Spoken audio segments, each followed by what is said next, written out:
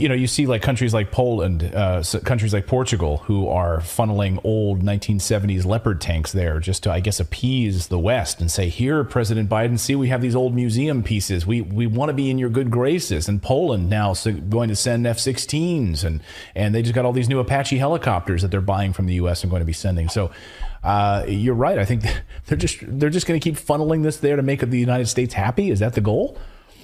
I think that's true for everybody but Poland.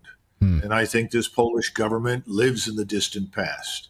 When you mention Russia, I think they see Bolshevik Russia in the 1920s. They see the Soviet Union, they see Stalin. They refuse to come to terms with the reality that Russia is not a Soviet state. It's not a communist state. The Russians are not interested in a war with Europe. They want desperately to do business with Europe. Moscow does not want to occupy and rule other people that are not Russians. Right. I mean, one of the great lessons of imperialism is that imperialism doesn't work very well. Territorial imperialism is expensive. You end up with large numbers of people who are foreign to you. They don't really want to be governed by you. The Russians learned this. And this was Alexander Solzhenitsyn's mission. His famous observation, he said, we Russians should be glad that these people are free and independent of us. We don't want to rule them. We want our own country. And no one is more devoted to Alexander Solzhenitsyn than Putin.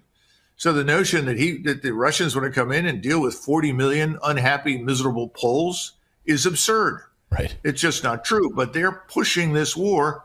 And I think in their minds, they believe that if they do this hard enough, that they will endear themselves to us. They haven't figured out something. We don't live in Europe. We're a maritime and an aerospace power. We don't maintain major land forces overseas. That's why you've only got 50,000 combat troops, if that, in Europe right now. So they've lost their minds.